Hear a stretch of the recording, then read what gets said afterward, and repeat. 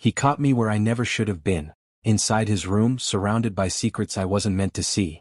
His voice was calm, but his eyes promised anything but mercy. Don't miss what happens next. Like, comment, and subscribe for more full BL stories that'll leave you breathless. The dorm hallway was unusually alive for a Friday night. Music thudded through the walls, laughter bounced off the doors, and someone's Bluetooth speaker played a song too upbeat for the hour. Lucas sat cross-legged on the carpet outside his friend's room, half listening to the chatter while sketching a lazy curve of charcoal across his notebook. Truth or dare, Lucas?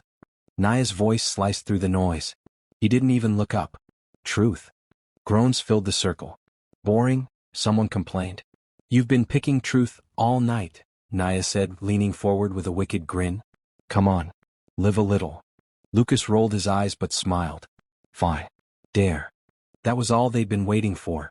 The group erupted into excited whispers. Naya's eyes glittered. You know David Myers, right? The guy in room 314? Lucas froze mid-sketch. Everyone knew David, the quiet, brilliant law student with the perfectly ironed shirts and unreadable eyes. He never joined parties. He never even smiled. Rumor said he was rich, older than most of them, and terrifyingly smart. Yeah, what about him? Lucas asked, trying to sound casual. Naya smirked. I dare you to sneak into his room and take a picture of something. Anything. Proof that you were there. The group howled with laughter. Lucas felt his pulse spike. You're insane. He'd kill me. Exactly. Naya said. That's what makes it fun. For a moment, Lucas considered refusing, but pride was a dangerous thing. He was the kind of person who hated being underestimated. He'd faced tougher things than a quiet law student, right? Fine, he said, closing his sketchbook. You'll get your picture. The hallway was quieter now. Midnight had folded the dorm into a hush broken only by the hum of vending machines. Lucas crept toward room 314, heart thudding against his ribs. He paused at the door. The golden light under it flickered faintly. Was he still awake? Lucas listened. Nothing. He turned the knob slowly. Unlocked. Inside, the air smelled faintly of cedar and ink. David's room looked nothing like Lucas's chaotic art-filled space. This was order made physical. Every book lined perfectly, bed corner tucked, desk bare except for a laptop and a single fountain pen. Lucas stepped in, the floor cool under his bare feet. His phone screen glowed faint blue as he raised the camera. One photo. Then gone. Easy. He leaned closer to the desk. A black notebook lay there, thick, leather-bound, probably full of notes about cases or essays. He reached out. A shadow shifted behind him. I was wondering how long you'd stand there. Lucas spun around so fast his phone nearly flew from his hand. David leaned against the doorframe, arms crossed, hair tousled as if he'd just pushed his hands through it. His voice was low and calm, but his eyes were sharp, glinting like cut glass. David, Lucas stammered. This isn't. Breaking into someone's room usually is what it looks like, David said, stepping forward. Lucas instinctively backed up until his hip hit the desk. The faint scent of David's cologne, wood and clean linen, filled the small space. I wasn't stealing anything, Lucas said quickly. It was just a dare. David finished for him. Lucas blinked. How did you? You think your friends whisper quietly? David's mouth curved in the faintest smirk. The walls in this building are paper thin. Lucas felt his face heat. So you knew. I was curious how far you'd go. David took another step, now close enough that the air seemed to thicken. Congratulations. You made it in. Lucas swallowed hard. Are you going to report me? Should I? David asked softly, almost to himself. He studied Lucas the way someone might study a puzzle piece that doesn't quite fit. Interested, maybe even entertained. You're in my room past midnight, holding your phone like a thief. What should I do with you? Lucas's breath caught. The question sounded rhetorical, but the tone, calm, deliberate, sent a ripple down his spine. Look, I'll delete the photo, he said. I'll go right now. Photo. David arched a brow. Let's see it. Lucas unlocked his phone with trembling fingers, opened the gallery, blank. He hadn't even snapped the shot yet. See? Nothing. David leaned forward, took the phone from his hand with effortless control, then placed it face down on the desk. Good. That makes things easier. Easier? Lucas echoed. David's voice dropped lower. Now I don't have to decide whether to forgive you, or teach you not to play games you can't handle. The words hung between them, sharp and heavy. Lucas's mind screamed to move, to speak, to do something, but his body refused. The space felt charged, electric, not with fear but something stranger. David finally stepped back, breaking the tension. "Go home, Lucas," he said quietly. "We'll talk tomorrow." "Tomorrow?" "Yes." A faint smile curved his lips. "Same time might be interesting." Lucas stared, unsure whether he was being mocked or invited. "You're serious?" David's eyes softened, though his expression stayed unreadable. "I don't joke often." He opened the door. The hallway light spilled in, bright and ordinary compared to the dim tension of the room. Lucas stepped out, pulse still racing.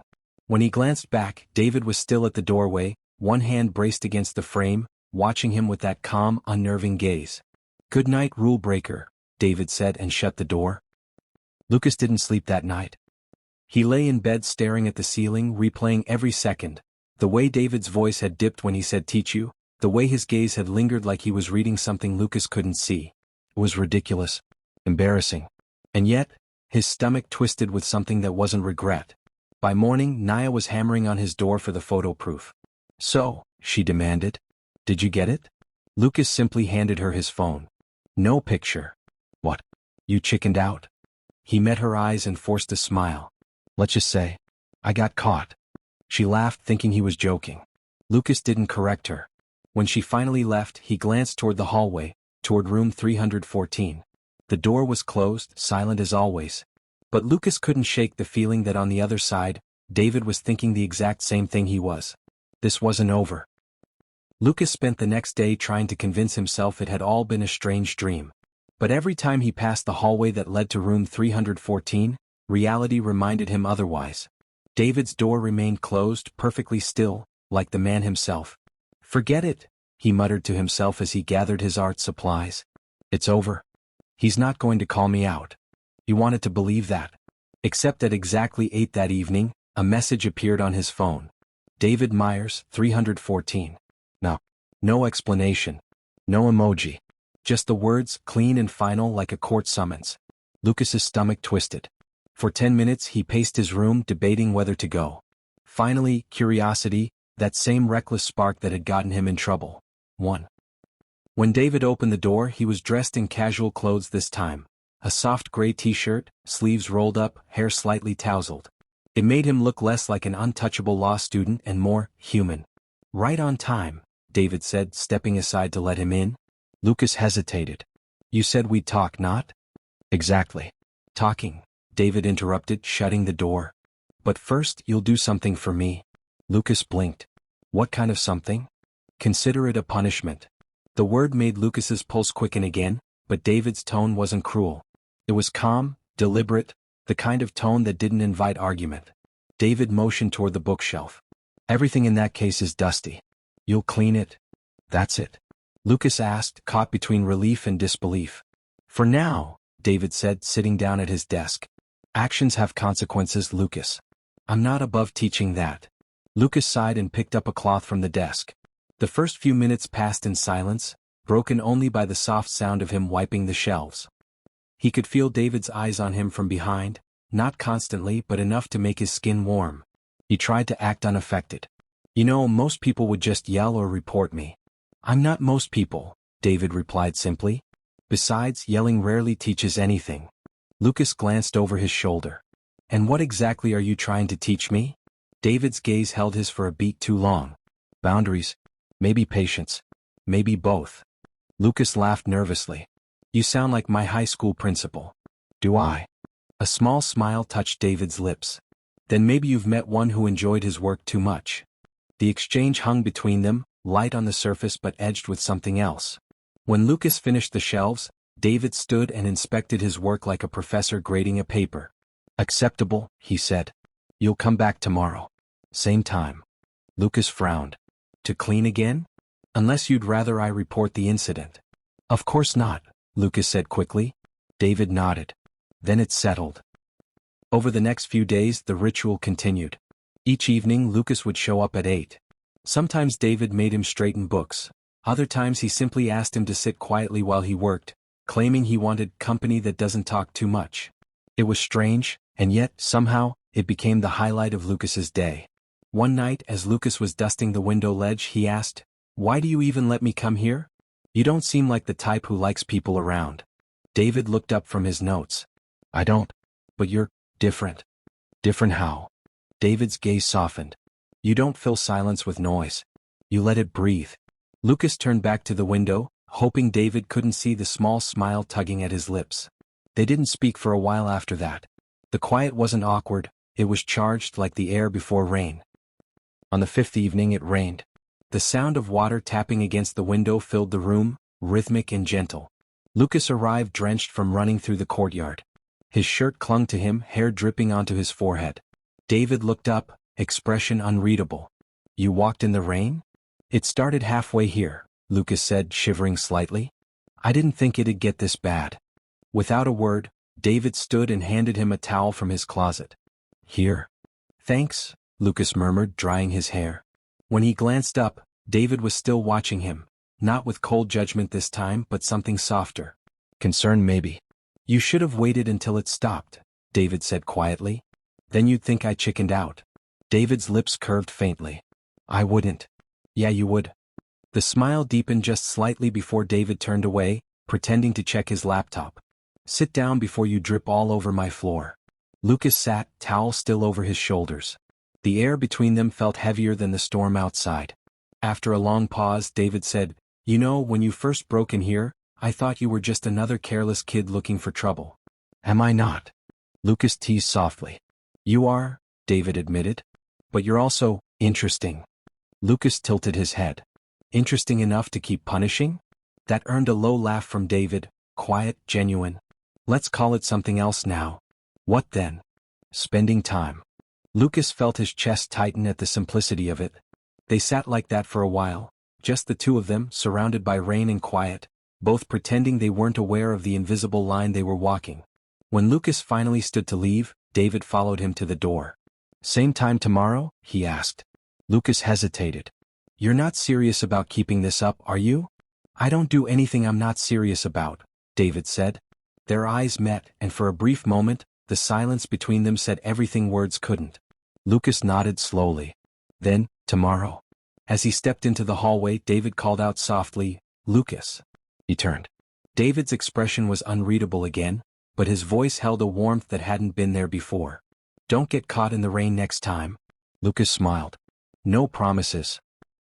That night, as Lucas lay in bed listening to the fading storm, he realized he wasn't afraid of David anymore. If anything, he was afraid of what would happen when the punishment finally ended, and he had no excuse to see him again. Lucas hadn't meant to start craving the visits. But by the sixth evening, the silence of his room felt too wide, too empty. He kept glancing at the clock. 8 o'clock came and went. No message. By 8:30 he gave in and walked down the hall to room 314. His heartbeat tripped faster with every step. He knocked once. No answer. He turned to leave, and the door opened. David stood there in a black sweater, sleeves rolled up, hair slightly damp from a shower. His expression was unreadable, though a flicker of amusement touched his eyes. Couldn't wait for an invitation this time? Lucas froze. You didn't text. I thought maybe that I'd forgotten? David stepped aside. Come in. Lucas obeyed without another word. The room smelled faintly of rain and coffee. David's desk lamp cast soft gold light across his face, sharpening the lines of his jaw. Lucas tried not to stare. Sit, David said, motioning toward the chair by the desk. Lucas Saturday, so what am I doing tonight? Cleaning again? David closed the door, leaning against it with his arms crossed. No, you've done enough cleaning. I want to ask you something. That tone, calm but deliberate, always made Lucas's pulse jump. Okay.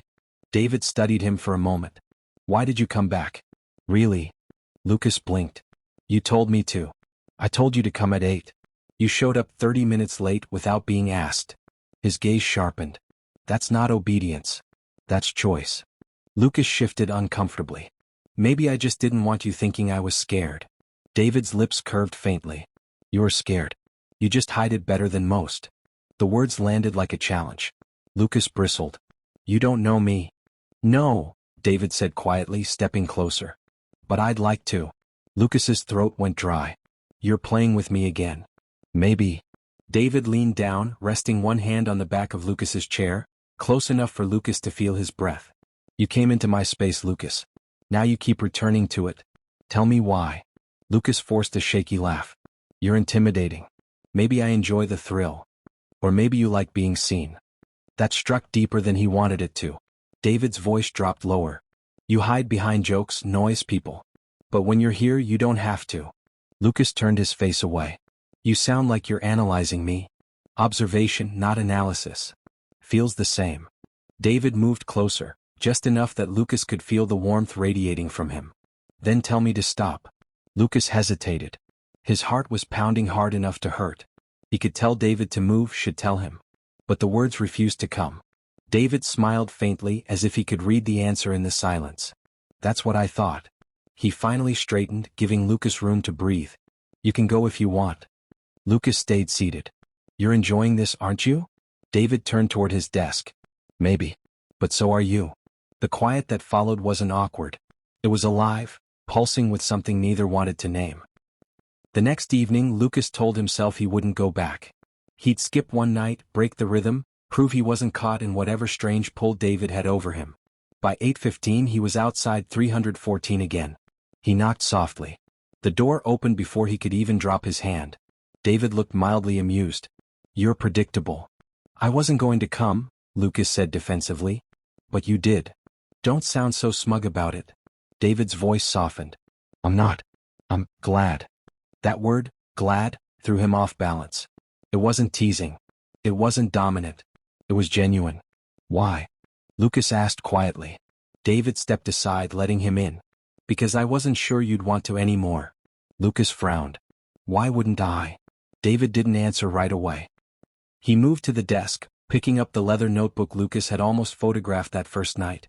You weren't supposed to be part of my life. You were supposed to be a lesson, in boundaries, control. And now? David met his eyes. Now I'm the one breaking rules. The admission hit like a confession. Lucas couldn't look away. David closed the notebook, placed it aside, and approached him slowly. Do you trust me, Lucas? Lucas swallowed hard. Should I? Probably not. Then why are you asking? Because I need to know how far I can go before you tell me to stop. The air between them tightened. David reached up, brushing his fingers against Lucas's sleeve, a touch light enough to feel deliberate. You think I like control because I enjoy power? He murmured. But what if it's the only way I know how to care for someone? Lucas froze, unsure whether to move closer or step back. You don't even like people. David's smile was faint, almost sad. Maybe I just hadn't met the right one. For a moment, the world outside disappeared. The hallway, the rain, the hum of distant voices. All that existed was the weight of David's words and the quiet rhythm of their breathing. Then David stepped back, letting the tension unwind just enough. You should go. Lucas blinked. What? It's late, David said softly. And if you stay, I won't stop. Lucas's heart skipped. He searched David's eyes for a trace of teasing but found none. Only restraint. Without a word, he turned toward the door. But before leaving, he paused. You said this started as a lesson, he said quietly. What am I supposed to be learning now? David's voice followed him, low and even. How it feels when someone actually sees you. Lucas looked back, but David had already turned away. That night, Lucas lay awake, staring at the faint shadows dancing on his ceiling. He didn't know whether he wanted to run from David, or back to him. And deep down he suspected that David already knew the answer. The hallway was quiet, too quiet. Lucas's footsteps echoed against the linoleum floor as he approached room 314, each step heavier than the last. He didn't knock this time. The pull of David's space was too strong, and the thought of waiting was unbearable. David's door opened almost immediately as if he had been expecting him. The faint light from the room spilled into the hall, warm and inviting, though the tension inside it made Lucas hesitate. David didn't say a word. He simply stepped aside, his presence filling the doorway. Lucas entered, the door clicking shut behind him. His chest was tight, his pulse hammered in his ears. The air between them was thick, alive, charged with everything they had said, and left unsaid. David moved first. He closed the distance with deliberate slowness, his gaze intense, assessing, commanding. Every movement made Lucas's stomach twist. Before Lucas could step back, David reached out, catching his wrist with a firm but not cruel grip. The touch anchored him. You've come a long way to get here, David murmured, his voice low and steady. And yet, you hesitate. Lucas swallowed, unable to speak. The room felt smaller, every shadow and object charged with the memory of the first night. David guided him toward the center of the room, every motion precise. He didn't rush. He didn't need to. The power was in the weight, in the control of proximity. Lucas's head tilted back slightly, chest rising and falling rapidly. His hands trembled at his sides, and David's eyes followed every subtle movement, reading his reactions like a story he alone could interpret. Then, as if a switch had been flipped, David closed the gap entirely. He didn't speak. He didn't need to. The energy between them was enough, a silent, magnetic pull that refused to be denied. Lucas felt the world narrow to the space between them. Every heartbeat, every shallow breath, every subtle shift of weight was amplified. His knees threatened to buckle under the intensity of it all, and David's hand stayed firm on his wrist, steadying him, guiding him. David's gaze swept over him, consuming him, claiming him without words. Every flick of an eye, every lean closer, sent electricity through Lucas's body. He wanted to resist, to step back, but he couldn't, the tension, the longing, the restraint, all binding him to the moment. Then David released his hand, only to replace it with both hands on Lucas's shoulders, leaning in just enough for their faces to hover inches apart. His presence was overwhelming, protective, commanding, yet not cruel. Every inch of him radiated possession, the kind that could shelter and dominate at once. Lucas's breath caught. He closed his eyes, letting himself be held, letting himself feel. Every movement, every subtle shift was charged, intimate. The space around them disappeared. David didn't speak, but the movement of his hand guiding Lucas to the couch, the tilt of his head, the firm, deliberate pacing, all communicated more than words ever could. Lucas followed without thought, trusting, surrendering, letting the tension between them release in controlled waves. When they finally settled, the room was silent except for the ragged rhythm of their breathing. Every glance, every brush of skin was magnified. Lucas's pulse slowed slightly, but the awareness of David's presence, of his gaze, of the energy still thick between them, made his chest ache. David leaned back just enough to allow Lucas to meet his eyes. There was no teasing, no need for words. The dominance, the care, the intensity, all conveyed clearly in a look, a touch, a controlled movement. Lucas felt grounded and unsteady at the same time. Every instinct in his body told him to flee, yet every fiber screamed to stay. And he did. He stayed. For the first time, Lucas realized that surrendering wasn't weakness, it was trust. And in that room, with David holding him so completely in presence and gaze, he understood the depth of their connection. Hours passed, though it felt like minutes. They didn't speak. They simply existed, close enough to feel each other's breath, aware of every subtle motion, every shift of weight. It was a dance of trust, of tension, of undeniable attraction. When Lucas finally stood to leave, David followed him to the door. His hand rested lightly on Lucas's shoulder, grounding, commanding, intimate. Lucas turned, searching David's eyes. For the first time he saw the depth of feeling, of care, of something powerful and protective hiding behind the calm, unreadable exterior. David's lips curved faintly. "Next time you come here," he murmured, "don't wait for permission." Lucas smiled, breathless, and left. The door clicked behind him, but the tension, the surrender, the unspoken promise lingered, unbroken, undeniable, and alive. For Lucas, the lesson was clear: surrender wasn't losing. It was the first step toward something far more intense than either of them had ever imagined.